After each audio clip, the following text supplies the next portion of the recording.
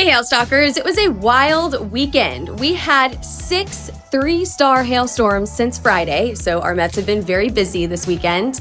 And today we have another big-time storm potential across the plains. Okay, we have large hail, damaging winds, and even a few tornadoes possible today.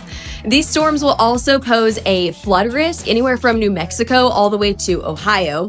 Meanwhile, out in the Pacific Northwest, temperatures will be scorching and likely to break records over the next week. So we'll have more details. In your full forecast, we have it every day, every weekday at noon. We're live on YouTube, Facebook, LinkedIn, and X.